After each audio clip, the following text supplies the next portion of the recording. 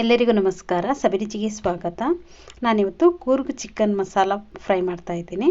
ತುಂಬಾ ರುಚಿಯಾಗಿರುತ್ತೆ. ಇದು ಟೇಸ್ಟ್ ಕೂಡ ತುಂಬಾ ಡಿಫ್ರೆಂಟ್ ಆಗಿರುತ್ತೆ ಈ ಒಂದು ಚಿಕನ್ ಫ್ರೈ. ಇದು ಬನ್ನಿ ಈ ಒಂದು ರೆಸಿಪಿಯನ್ನು ಹೇಗೆ ಮಾಡೋದು ಅಂತ ನೋಡೋಣ. ಅದಕ್ಕಿಂತ ಮುಂಚೆ ನೀವು ನಮ್ಮ ಚಾನಲ್ಗೆ ಹೊಸಬರಾಗಿದ್ದರೆ ಇವಾಗಲೇ ನೀವು ಸಬ್ಸ್ಕ್ರೈಬ್ ಮಾಡಿ, ಪಕ್ಕದಲ್ಲಿರುವ ಬೆಲ್ ಐಕನನ್ನು ಕೂಡ ಪ್ರೆಸ್ ಮಾಡಿ. ಅದು ಹೇಗೆ ಮಾಡೋದು ಅಂತ ನೋಡೋಣ. ಮೊದಲಿದ್ದಾಗೆ ನಾನಿಲ್ಲಿ ಮಸಾಲವನ್ನು ರೆಡಿ ಮಾಡ್ಕೊಂಡಿದ್ದೀನಿ. ನಾನಿಲ್ಲಿ ಒಂದು ಕ್ಯಾಪ್ಸಿಕಮನ್ನು ಕಟ್ ಮಾಡಿ ಇಟ್ಕೊಂಡಿದ್ದೀನಿ. 4 ಹಸಿಮೆಣಸಿನ್ಕಾಯನ್ನು ಕೂಡ ಕಟ್ ಮಾಡಿ ಇಟ್ಕೊಂಡಿದ್ದೀನಿ. ಇಲ್ಲಿ ನಾನು ಸಾಂಬಾರು ಈರುಳ್ಳಿ ಒಂದು 1/4 kg ಆಗುವಷ್ಟು ತಗೊಂಡಿದ್ದೀನಿ. ಅದನ್ನು ಕೂಡ ಅಷ್ಟೇ ಸಿಪ್ಪೆ ತೆಗೆದು ಈ ಥರ ನೋಡಿ ಜಜ್ಜಿ ಇಟ್ಕೊಳ್ತಾ ಇದ್ದೀನಿ.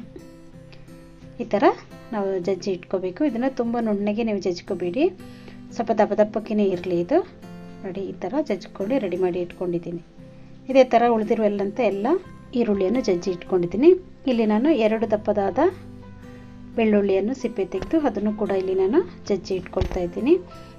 ಬೆಳ್ಳುಳ್ಳಿಯನ್ನು ಅಷ್ಟೇ ನೀವು ಸ್ವಲ್ಪ ದಪ್ಪಕ್ಕೆ ಅದನ್ನು ಇರಲಿ, ನುಣ್ಣಗಾಗೋದು ಬೇಡ. ನೋಡಿ ಇಷ್ಟಾದರೆ ಸಾಕು. ಇವಾಗ ನಾನು ಇನ್ನೊಂದು ಮಸಾಲೆಯನ್ನು ರೆಡಿ ಮಾಡ್ಕೋಬೇಕು. ಒಂದು ಒಗ್ಗರಣೆ ಪಾತ್ರೆಯನ್ನು ಇಟ್ಕೊಂಡಿದ್ದೀನಿ. ಅದಕ್ಕೆ ಒಂದು 2 ಟೇಬಲ್ ಸ್ಪೂನ್ ಆಗುವಷ್ಟು ಮೆಣಸು ಹಾಕ್ಕೊಂಡಿದ್ದೀನಿ. 1.5 ಸ್ಪೂನ್ ಆಗುವಷ್ಟು ಜೀರಿಗೆ ಹಾಕ್ಕೊಂಡಿದ್ದೀನಿ. 1.5 ಸ್ಪೂನ್ ಆಗುವಷ್ಟು ಸೋಂಪನ್ನು ಕೂಡ ಇದಕ್ಕೆ ಸೇರಿಸ್ಕೊಳ್ತಾ ಇದ್ದೀನಿ. ಹಾಕ್ಕೊಂಡು ಇದನ್ನು ಚೆನ್ನಾಗಿ ಫ್ರೈ ಮಾಡ್ಕೋಬೇಕು. ಸ್ವಲ್ಪ ಕಲರ್ ಇದು ಚೇಂಜ್ ಆಗಬೇಕು, ಅಷ್ಟರವರೆಗೆ ನಾವು ಇದನ್ನು ಫ್ರೈ ಮಾಡ್ಕೊಳ್ಳೋಣ. ಉರಿಯನ್ನು ಸ್ವಲ್ಪ ಚಿಕ್ಕದಾಗಿ ಇಟ್ಕೊಂಡು ಇದನ್ನು ನಿಧಾನವಾಗಿ ಫ್ರೈ ಮಾಡ್ಕೋಬೇಕು.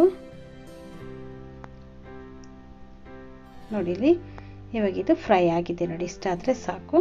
ಇವಾಗ ಇದು ಸ್ವಲ್ಪ ಇದು ತಣ್ಣಗಾದ್ಮೇಲೆ ಇದನ್ನು ಕೂಡ ನಾವು ಗ್ರೈಂಡ್ ಮಾಡ್ಕೋಬೇಕು. ತೆಗೆದು ಪಕ್ಕಕ್ಕೆ ಇಟ್ಕೊಂಡ್ಬಿಡೋಣ. ಇವಾಗ ಒಂದು ಪ್ಯಾನ್ ಇಟ್ಕೊಂಡಿದ್ದೀನಿ ನೋಡಿ. ಅದಕ್ಕೆ ಒಂದು 4 ಟೇಬಲ್ ಸ್ಪೂನ್ ಆಗುವಷ್ಟು ಎಣ್ಣೆಯನ್ನು ಹಾಕ್ಕೊಂಡಿದ್ದೀನಿ. ಎಣ್ಣೆ ಚೆನ್ನಾಗಿ ಬಿಸಿ ಆದಮೇಲೆ ಇದಕ್ಕೇನೆ ನಾನು ಒಂದು 1/2 ಸ್ಪೂನ್ ಆಗುವಷ್ಟು ಸೋಂಪನ್ನು ಹಾಕ್ಕೊಳ್ತಾ ಇದ್ದೀನಿ. ಸೋಂಪು ಸ್ವಲ್ಪ ಚೆನ್ನಾಗಿ ಸಿಡಿದ ಮೇಲೆ ಇದಕ್ಕೇನೆ ನಾನು ಜಜ್ಜಿ ಇಟ್ಕೊಂಡಿರುವಂಥ ಈರುಳ್ಳಿ ಇದೆ ನೋಡಿ, ಅದರಲ್ಲಿ ಒಂದು 1/4 ಭಾಗದಷ್ಟು ಈರುಳ್ಳಿಯನ್ನು ಫ್ರೈ ಮಾಡ್ಕೊಳ್ತಾ ಇದ್ದೀನಿ. ಹಾಕ್ಕೊಂಡು ಚೆನ್ನಾಗಿ ಇದನ್ನು ಫ್ರೈ ಮಾಡ್ಕೋಬೇಕು. ಇದು ಕಲರ್ ಚೇಂಜ್ ಆದಮೇಲೆ ಇದಕ್ಕೇನೆ ನಾನು ಒಂದು 1/4 ಸ್ಪೂನ್ ಆಗುವಷ್ಟು ಅರಿಶಿಣ ಪುಡಿಯನ್ನು ಹಾಕ್ಕೊಂಡಿದ್ದೀನಿ. ಸ್ವಲ್ಪ ಉಪ್ಪನ್ನು ಕೂಡ ಹಾಕ್ಕೊಂಡು ಇದನ್ನು ಫ್ರೈ ಮಾಡಿ ಇಟ್ಕೊಂಡಿದ್ದೀನಿ ನೋಡಿ. ಇವಾಗ ಇದಕ್ಕೇನೆ ಈರುಳ್ಳಿಗೇನೆ ನಾನು ತಗೊಂಡಿರುವಂಥ ಚಿಕನನ್ನು, ತೊಳೆದಿಟ್ಟಿರುವಂಥ ಚಿಕನನ್ನು ಕೂಡ ಇದಕ್ಕೆ ಸೇರಿಸ್ಕೊಳ್ಳೋಣ. ಸೇರಿಸ್ಕೊಂಡು ಇದನ್ನು ಚೆನ್ನಾಗಿ ಮಿಕ್ಸ್ ಮಾಡ್ಕೋಬೇಕು. ಈ ಸಮಯದಲ್ಲಿ ನೀವು ಉರಿಯನ್ನು ದೊಡ್ಡದಾಗಿ ಇಟ್ಕೊಳ್ಳಿ. ಚಿಕನ್ ಹಾಕಿದ್ಮೇಲೆ ಇವಾಗ ಇದಕ್ಕೆ ರುಚಿಗೆ ತಕ್ಕಷ್ಟು ಉಪ್ಪನ್ನು ಕೂಡ ಸೇರಿಸ್ಕೋಬೇಕು.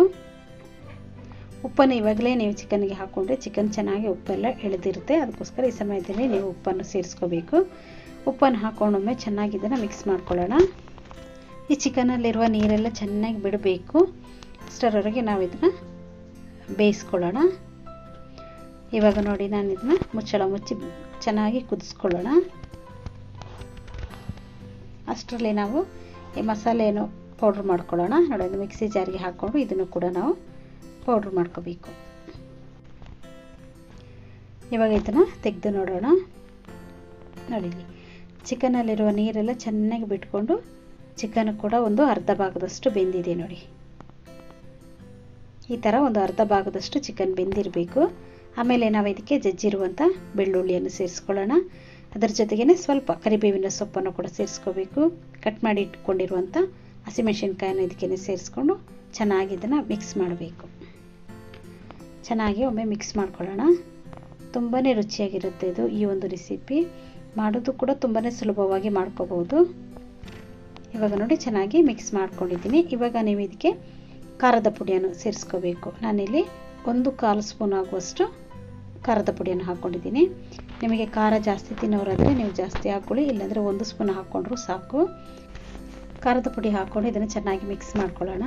ಇವಾಗ ನೀವು ಇದನ್ನು ಮುಚ್ಚಿ ಬೇಯಿಸಬೇಡಿ, ಹಾಗೆಯೇ ಇದನ್ನು ಬೇಯಿಸ್ಕೋಬೇಕು. ನೋಡಿ ಇಲ್ಲಿ ಮಿಕ್ಸ್ ಮಾಡ್ಕೊಂಡಿದ್ದೀನಿ. ಇಲ್ಲಿ ಚಿಕನ್ ಕೂಡ ಚೆನ್ನಾಗಿ ಬೇಯ್ತಾ ಇದೆ ನೋಡಿ. ಇವಾಗ ನಾನು ಇದನ್ನು ಮುಚ್ಚಿಟ್ಟಿಲ್ಲ, ಹಾಗೆಯೇ ಇಲ್ಲಿ ಚಿಕನ್ ಬೇಯ್ತಾ ಇದೆ. ಒಂದು 1/4 ಭಾಗದಷ್ಟು ಇಲ್ಲಿ ಚಿಕನ್ ಬೆಂದ ಮೇಲೆ ನಾನಿಲ್ಲಿ ಕ್ಯಾಪ್ಸಿಕಮ್, ಉಳಿದಿರುವಂಥ ಈರುಳ್ಳಿಯನ್ನು ಕೂಡ ನಾನಿಲ್ಲಿ ಸೇರಿಸ್ಕೊಳ್ತಾ ಇದ್ದೀನಿ. ಚಿಕನ್ ಇಲ್ಲಿ 1/4 ಭಾಗದಷ್ಟು ಬೆಂದ ಮೇಲೇ ನೀವು ಈ ಕ್ಯಾಪ್ಸಿಕಮ್ನು ಈರುಳ್ಳಿಯನ್ನು ಹಾಕ್ಕೊಂಡೊಮ್ಮೆ ಚೆನ್ನಾಗಿ ಇದನ್ನು ಮಿಕ್ಸ್ ಮಾಡ್ಕೋಬೇಕು. ಮೊದಲೇ ನೀವು ಕ್ಯಾಪ್ಸಿಕಮನ್ನು ಹಾಕ್ಕೊಂಡ್ಬಿಟ್ರೆ ನಿಮಗೆ ಕ್ಯಾಪ್ಸಿಕಮ್ ಮಧ್ಯದಲ್ಲಿ ಸಿಕ್ಕಲ್ಲ. ಅದಕ್ಕೋಸ್ಕರ ನೀವು 1/4 ಬೆಂದ ಮೇಲೇ ಹಾಕ್ಕೋಬೇಕು. ಇವಾಗ ನೋಡಿ ಇಲ್ಲಿ ಕ್ಯಾಪ್ಸಿಕಮ್ ಈರುಳ್ಳಿ ಎಲ್ಲ ಚೆನ್ನಾಗಿ ಮಿಕ್ಸ್ ಆಗಿದೆ. ಇವಾಗ ನಾನಿಲ್ಲಿ ಪೌಡ್ರ್ ಮಾಡ್ಕೊಂಡಿದ್ದೀನಲ್ಲ ಮಸಾಲ ಪೌಡ್ರ್, ಅದನ್ನು ಕೂಡ ಇಲ್ಲಿ ಸೇರಿಸ್ಕೊಳ್ತಾ ಇದ್ದೀನಿ ನೋಡಿ. ಎಲ್ಲ ಪೌಡರನ್ನು ಕೂಡ ನಾನು ಇಲ್ಲಿ ಸೇರಿಸ್ಕೊಂಡಿದ್ದೀನಿ. ನಿಮಗೆ ಖಾರ ಜಾಸ್ತಿ ತಿನ್ನೋರಾದರೆ ಮಾತ್ರ ನೀವು ಈ ಪುಡಿಯನ್ನು ಎಲ್ಲ ಹಾಕ್ಕೊಳ್ಳಿ, ಇಲ್ಲಾಂದರೆ ನೀವು ಸ್ವಲ್ಪ ತೆಗೆದಿಟ್ಕೊಂಡು ಅರ್ಧ ಭಾಗದಷ್ಟು ಹಾಕ್ಕೊಂಡು ಮಾಡ್ಕೋಬೋದು. ಪೌಡರನ್ನು ಹಾಕ್ಕೊಂಡ್ಮೇಲೆ ಚೆನ್ನಾಗಿ ಮಿಕ್ಸ್ ಮಾಡ್ಕೊಳ್ಳೋಣ. ನಾನಿಲ್ಲಿ 1 ನಿಂಬೆಹಣ್ಣು ತಗೊಂಡಿದ್ದೀನಿ. ಇದರ ಜ್ಯೂಸನ್ನು ಕೂಡ ನಾವು ಇವಾಗ ತೆಗೆದಿಟ್ಕೊಂಡ್ಬಿಡೋಣ. ಅಷ್ಟರಲ್ಲಿ ನಾವು ಇದನ್ನು ಸ್ವಲ್ಪ ಹೊತ್ತು ಫ್ರೈ ಮಾಡ್ಕೋಬೇಕು. ಮಸಾಲೆ ಎಲ್ಲ ಚೆನ್ನಾಗಿ ಇದಕ್ಕೆ ಹಿಡಿಬೇಕಲ್ಲ ನೋಡಿ, ಈ ಥರ ಚೆನ್ನಾಗಿ ಮಿಕ್ಸ್ ಮಾಡ್ಕೊಳ್ಳೋಣ. ಇವಾಗ ನಾನು ಇದಕ್ಕೆ ನಿಂಬೆಹಣ್ಣಿನ ಜ್ಯೂಸನ್ನು ಹಾಕ್ಕೊಳ್ಳೋಣ.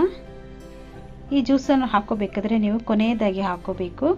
ಚಿಕನ್ ಎಲ್ಲ ಇಲ್ಲಿ ಕ್ಲೀನಾಗಿ ಚೆನ್ನಾಗಿ ಫ್ರೈ ಆಗಿದೆ, ನೀರೆಲ್ಲ ಚೆನ್ನಾಗಿ ಇಂಬ್ರಿ ಚೆನ್ನಾಗಿ ಬೆಂದಿದೆ. ನಿಂಬೆಹಣ್ಣನ್ನು ಹಾಕ್ಕೊಂಡೊಮ್ಮೆ ಚೆನ್ನಾಗಿ ಇದನ್ನು ಮಿಕ್ಸ್ ಮಾಡ್ಕೋಬೇಕು. ತುಂಬಾ ಸೂಪರಾಗಿರುತ್ತೆ ಈ ಥರ ಒಂದು ಚಿಕನ್ ಫ್ರೈನ ನೀವು ಕೂಡ ಒಮ್ಮೆ ಟ್ರೈ ಮಾಡಿ. ಇದಕ್ಕೆ ನಾನು ಸ್ವಲ್ಪ ಕೊತ್ತಂಬರಿ ಸೊಪ್ಪನ್ನು ಕೂಡ ಇಲ್ಲಿ ಸೇರಿಸ್ಕೊಳ್ತಾ ಇದ್ದೀನಿ. ರುಚಿ ರುಚಿಯಾಗಿರುವಂಥ ಕೂರ್ಗ್ ಚಿಕನ್ ಮಸಾಲ ಫ್ರೈ ಇಲ್ಲಿ ರೆಡಿಯಾಗಿದೆ ನೋಡಿ. ಈ ವಿಡಿಯೋ ನಿಮಗೆ ಇಷ್ಟ ಆಯ್ತಂದರೆ ಲೈಕ್ ಮಾಡಿ, ಶೇರ್ ಮಾಡಿ, ಸಬ್ಸ್ಕ್ರೈಬ್ ಮಾಡಿ. ವಿಡಿಯೋ ನೋಡಿದ್ದಕ್ಕಾಗಿ ಧನ್ಯವಾದಗಳು. ನಾನು ಸಬಿ.